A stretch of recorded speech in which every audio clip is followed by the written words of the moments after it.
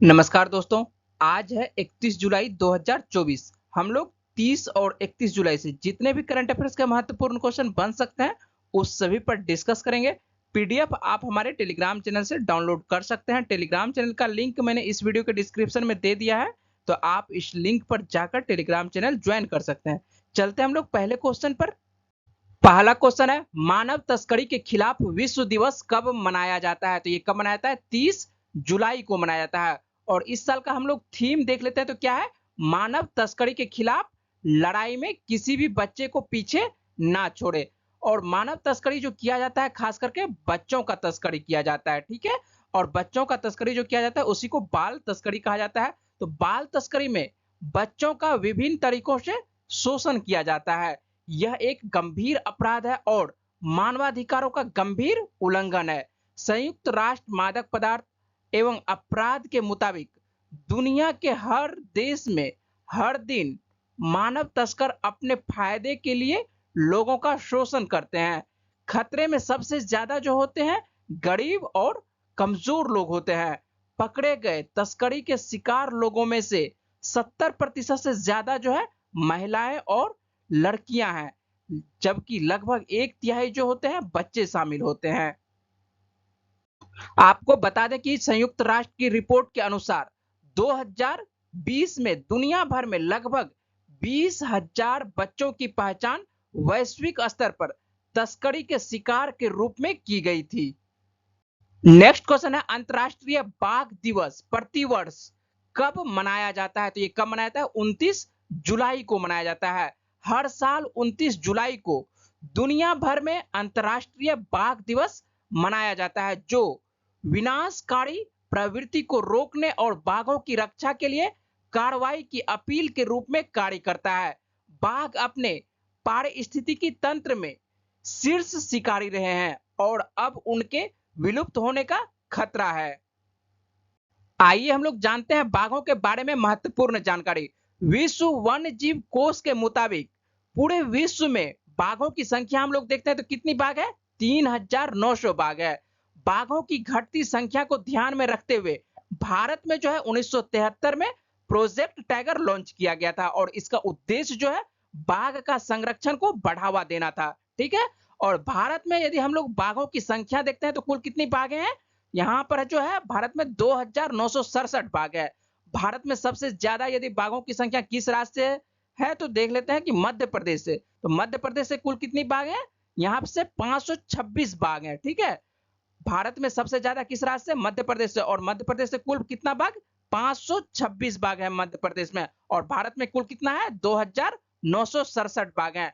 भारत में जो है बाघों की जनगणना जो है इसका जो आयोजन है सर्वप्रथम कब किया गया था? तो ये 2006 में किया गया था। और प्रत्येक 4 वर्ष में राष्ट्रीय बाघ संरक्षण प्राधिकरण एनटीसीए द्वारा पूरे भारत में बाघों की जनगणना की जाती है।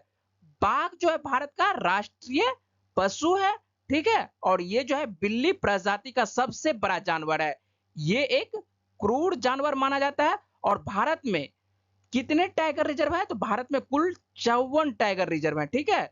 54 टाइगर रिजर्व है भारत में, जिसमें यदि जिनमें देखते हैं कि सबसे नया कौन सा है तो जिनमें सबसे नया जो है वीरांगना दुर्गावती है। और वीरांगना दुर्गावती जो है किस राज्य में है? मध्य प्रदेश में। तो आप लोगों को ये क्वेश्चन पूछा जा चुका है कि वीरांगना दुर्गावती किस राज्य में है तो टाइगर रिजर्व, तो आपको बताना है कि मध्य प्रदेश में, ठीक है। और ये भी क्वेश्चन पूछा जा चुका है कि भारत में कुल कितने टाइगर रिजर्व है? तो भारत में कुल कितने टाइगर रिजर्व है? 54 टाइगर रिजर्व है। और आपको ये सर्वाधिक क्वेश्चन पूछा जा चुका है कि बाघ जो प्रोजेक्ट टाइगर जो है यहाँ पर जो है प्रोजेक्ट टाइगर, ठीक है, ये कब लाया गया था? तो प्रोजेक्ट टाइगर कब लाया गया था? 1973 में लाया गया था। तो इस जगह से जितने भी महत्वपूर्ण क्वेश्चन कुछ बन रहे थे वो सभी को मैंने नोट करके आपको बता दिया है। चलते हैं हम लोग नेक्स्ट क्वेश्चन पर। नेक्स्ट क्वेश्चन है, हाल ही में किसने पेरिस ओलंपिक 2024 में 10 मीटर एयर पिस्टल मिश्रित टीम शूटिंग स्पर्धा में कांस्य पदक जीता है? तो किसके द्वारा जीता गया है? मनु भाकर और सरबजोत सिंह के द्वारा जीता गया है। यहीं से एक क्वेश्चन और है, आजादी के बाद एक ही ओलंपिक में दो पदक जीतने वाली पहली भारतीय कौन है? तो कौन है? मनु भाकर है, ठीक है। तो यहाँ से क्वेश्चन ध्यान से देखना है कि पेरिस ओलंपिक 2024 में 10 मीटर एयर पिस्टल मिश्रित है यहाँ पर, ठीक है। ध्यान देना है कि मिश्रित टीम शूटिंग स्पर्धा में कांस्य पदक किसके द्वारा जीता गया है? मनु भाकर और सरबजोत सिंह के द्वारा जीता गया है। और यहाँ पर क्वेश्चन है, एक ही ओलंपिक में 2 पदक जीतने वाली पहली भारतीय कौन है? तो कौन है? मनु भाकर है। और ये जो तस्वीर आप देख रहे हैं, ये मनु भाकर की तस्वीर है, और ये जो तस्वीर आप देख रहे हैं, ये सरबजोत सिंह की तस्वीर है। और दोनों जो है भारत में किस राज्य से हैं आते हैं? तो दोनों जो है हरियाणा से संबंधित है, दोनों का हरियाणा राज्य से ही संबंधित है। मनु भाकर और सरबजोत सिंह ने पेरिस ओलंपिक में भारत के लिए दूसरा पदक हासिल किया है। उन्होंने शूटिंग में 10 मीटर एयर पिस्टल मिश्रित टीम स्पर्धा में कांस्य पदक जीता है, ठीक है। यह जो है पेरिस ओलंपिक खेलों में जो है भारत का क्या है? दूसरा शूटिंग पदक है। इससे पहले आपको मैंने 29 तारीख के वीडियो में बताया था कि मनु भाकर जो है महिलाओं की व्यक्तिगत तौर पर जो है 10 मीटर एयर पिस्टल स्पर्धा में क्या जीता था? कांस्य पदक जीता था। यहाँ पर जो है मिश्रित है, मतलब कि पुरुष और महिलाओं का जो है जोड़ी मिलके जीता गया है, ठीक है। और व्यक्तिगत तौर पर जो है मनु भाकर के द्वारा 10 मीटर एयर पिस्टल में भी इन्होंने कांस्य पदक जीता है, ठीक है। यह सरबजोत का यदि हम लोग देखते हैं तो ये सरबजोत सिंह का ये क्या है? पहला ओलंपिक पदक है। मनु भाकर जो है एक ही ओलंपिक में, ठीक है, एक ही ओलंपिक खेलों में 2 पदक जीती है, ठीक है, व्यक्तिगत तौर पर भी और मिश्रित भी जीती है, ठीक है। और वह 2 पदक जीतने वाली पहली भारतीय बन गई है। उन्होंने महिलाओं की 10 मीटर एयर पिस्टल में कांस्य पदक जीतकर 2024 में, ठीक है, पेरिस ओलंपिक में भारत के लिए ये पहला पदक जीता था। आपको इसके बारे में मैंने पिछले वीडियो में विस्तार से बताया था, तो आप जाके देख सकते हैं 29 तारीख का वीडियो, ठीक है। चलते हैं हम लोग नेक्स्ट क्वेश्चन पर। नेक्स्ट क्वेश्चन है, साल 2025 में एशिया कप की मेजबानी कौन सा देश करेगा? ठीक है, तो ये किसके द्वारा किया जाएगा? भारत के द्वारा किया जाएगा। भारत 2025 में T20 फॉर्मेट में men's Asia Cup cricket tournament का मेजबानी करेगा, ठीक है। और यह जो है 2026 में देश में होने वाले T20 वर्ल्ड कप से पहले खेला जाएगा। भारत को जो है मेंस एशिया कप के इतिहास में जो है ये दूसरी बार ऐसा है कि जो मेजबानी का मौका मिला है, ठीक है। और इससे पहले हम लोग देखते हैं कि भारत कब किया था मेजबानी, तो इससे पहले जो है 1990 में इसको मेजबानी मिली थी, ठीक है।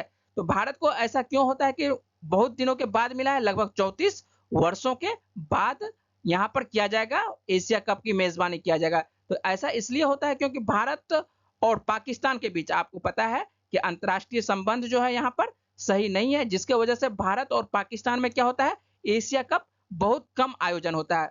पिछले वर्ष आपको बताए थे, आपको मालूम होना चाहिए कि 2023 में, ठीक है, तो आप लोग तो भूल चुके होंगे, तो 2023 में जो है एशिया कप कौन सा देश जीता है? तो भारत ही जीता था, ठीक है। और भारत जो है किसको हरा के जीता था? श्रीलंका को हरा के जीता था। आपको पता होना चाहिए कि भारत जो है बहुत कम ही रन पर जो है श्रीलंका को समेट दिया था, लगभग 50 रन के आसपास ही श्रीलंका को समेट दिया था, जो कि भारत आसानी से जीत चुका था। और ये जो था वनडे था, ठीक है, वनडे का फॉर्मेट में खेला जा रहा था 2023 का। आपको पता है कि अल्टरनेट में खेला जाता है। 2023 में जैसे खेला गया है आपको वनडे में, तो आपको यहां पर जो खेला जाएगा 2025 में T20 फॉर्मेट में खेला जाएगा। और फिर जो नेक्स्ट होगा 2027 में जो होगा, ये कौन सा होगा? वनडे में होगा। और 2027 का जो मेजबानी है किस देश के द्वारा किया जाएगा?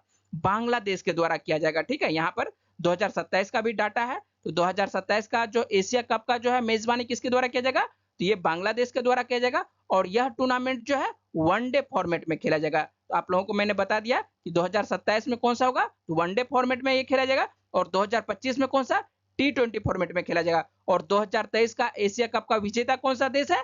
तो विजेता जो है भारत है। और उपविजेता कौन सा देश है? उपविजेता आपको पता है कौन सा देश? आपको श्रीलंका है। और ये जो मैच होने वाला था, ये कहां पर होने वाला था? Asia cup. तो एशिया कप का जो इस बार जो होने वाला था मेजबानी पाकिस्तान में होने वाला था, लेकिन भारत और पाकिस्तान का संबंध अच्छा नहीं रहने की वजह से भारत जो है पाकिस्तान नहीं गया, और इसके लिए जो है श्रृंखला कहां करवाया गया? तो ये श्रृंखला श्रीलंका में करवाया गया था, ठीक है। तो आप लोगों को याद रहना चाहिए।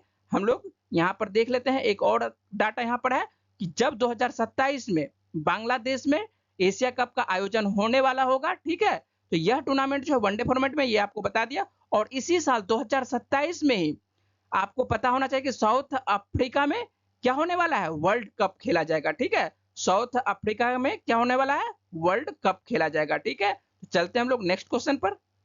नेक्स्ट क्वेश्चन है, मनिका बत्रा ओलंपिक खेलों में एकल प्रतियोगिता में राउंड 16 में पहुंचने वाली पहली भारतीय बन गई है, वह किस खेल से जुड़ी हुई है? यह किस खेल से जुड़ी हुई है? ये टेबल टेनिस खेलती है। ठीक है, और ये जो तस्वीर आप देख रहे हैं ये मनिका बत्रा की तस्वीर है, और ये जो है किस खेल से जुड़ी हुई है? ये टेबल टेनिस खेल से जुड़ी हुई है। नेक्स्ट क्वेश्चन है, हाल ही में वेनेजुएला के तीसरी बार राष्ट्रपति कौन बने हैं? तो तीसरी बार राष्ट्रपति कौन बने हैं? निकोलस मादुरो बने हैं। ठीक है, नाम आता है वेनेजुएला का, तो वेनेजुएला के बारे में देख लेते हैं। वेनेजुएला किस महाद्वीप के अंतर्गत आते हैं? तो वेनेजुएला है दक्षिण अमेरिका महाद्वीप के अंतर्गत आते हैं। और वेनेजुएला की राजधानी क्या है? तो वेनेजुएला की राजधानी है काराकस, वेनेजुएला की राजधानी है। आपको यहाँ की मुद्रा के बारे में पता होना चाहिए कि मुद्रा यहाँ की क्या है। यहाँ पर जो मुद्रा चलती है बोलीवुड मुद्रा चलती है। और आप लोग एक क्वेश्चन जानते होंगे कि दुनिया का सबसे ऊंचा झरना एंजल जलप्रपात किस देश में है? ये वेनेजुएला में ही है। ठीक है, दुनिया का सबसे जो ऊंचा झरना है ये कहां पर है? वेनेजुएला में। और क्या नाम है? एंजल जलप्रपात है। नेक्स्ट क्वेश्चन है, 2024 formula 1 Rolex Belgium grand prix किसने जीता है? ये किसके द्वारा जीता गया है? लुइस हैमिल्टन के द्वारा जीता गया है। लुइस हैमिल्टन ने 2024 formula 1 Rolex Belgium grand prix जीता है। ठीक है, जब उनके साथी जो है मर्सिडीज टीम के साथी जो है जॉर्ज रसेल को कम वजन वाली कार रखने के कारण अयोग्य घोषित कर दिया गया। ठीक है, देखिए शुरुआत में जो है किसके द्वारा जीता गया? ये रसेल जो है, जो जॉर्ज रसेल है यही जीते थे। ठीक है, लेकिन उनकी गाड़ी जो है कम वजन का पाया गया। ठीक ना, जिसके वजह से जो है उनको अयोग्य घोषित कर दिया गया। और सेकंड स्थान पर रहने वाले लुइस हैमिल्टन को क्या कर दिया गया? विजेता घोषित कर दिया गया। ठीक है, तो आप लोगों को ध्यान देना है कि बेल्जियम का जो है ग्रैंड प्रिक्स किसके द्वारा जीता गया? ये लुइस हैमिल्टन के द्वारा जीता गया। ठीक है, नेक्स्ट क्वेश्चन है, 54वें अंतरराष्ट्रीय भौतिकी ओलंपियाड 2024 में भारत के किन प्रतिभागियों ने स्वर्ण पदक जीता है? तो भारत के किन प्रतिभागियों ने स्वर्ण पदक जीता है? ये रिदम केडिया है और वेद लाहोटी हैं। भारतीय प्रतिनिधि मंडल ने ईरान के इस्फहान में 54वें अंतरराष्ट्रीय भौतिकी ओलंपियाड 2024 में उल्लेखनीय सफलता हासिल की है। सभी 5 प्रतिभागियों ने 2 स्वर्ण और 3 रजत पदक जीते हैं। ठीक है, और स्वर्ण पदक जो है जीतने वाले प्रतिभागी कौन कौन है? ये रिदम केडिया है और वेद लाहाटी है। जबकि रजत जो है पदक जो जीतने वाले प्रतिभागी हैं कौन कौन है? ये आकाश राज सहाय हैं और भव्य तिवारी हैं और जयवीर सिंह हैं। नेक्स्ट क्वेश्चन है, हाल ही में किस देश की सरकार ने आवारा कुत्तों की इच्छा मृत्यु के विवादास्पद कानून को मंजूरी दी है? तो ये किस देश में दिया गया है? तुर्की में दिया गया है। तुर्की ने एक कानून को मंजूरी दी है जिसका उद्देश्य जो है लाखों आवारा कुत्तों को पकड़कर उन्हें आश्रय गृहों में रखना है। ठीक है, आक्रामक व्यवहार दर्शाने वाले असाध्य रोगों से ग्रस्त किसी भी कुत्ते को मार दिया जाएगा। तुर्की में आवारा कुत्तों की हम लोग आबादी देख लेते हैं कि कितनी है। तो यहाँ पर जो है आबादी जो है कुत्तों की है 4 मिलियन होने का अनुमान है। ठीक है, इसी के लिए यहाँ की सरकार जो है ऐसा निर्णय लिया है। और नाम आता है तुर्की का। तुर्की का जो राजधानी हम लोग देख लेते हैं, तो तुर्की की राजधानी क्या है? अंकारा है। और यहाँ पर जो मुद्रा चलती है, मुद्रा जो है लीरा मुद्रा चलती है। इस प्रकार से आज के जितने भी करंट अफेयर्स के महत्वपूर्ण क्वेश्चन बन रहे थे उस सभी पर मैंने बातचीत और डिस्कस किया है। आप मेरी वीडियो कहाँ से देख रहे हैं अवश्य कमेंट में लिखें, जिससे कि मुझे जानकारी प्राप्त चले कि आप कहां से मेरी वीडियो को देख रहे हैं। इसी तरह के डेली करंट अफेयर्स और जीएस संबंधित जानकारी के लिए मेरे चैनल को सब्सक्राइब और लाइक करें। पीडीएफ के लिए आप मेरे टेलीग्राम चैनल से जुड़ सकते हैं और यहां से आप डाउनलोड कर सकते हैं। मेरे से जुड़ने के लिए आप सभी का धन्यवाद। नमस्कार।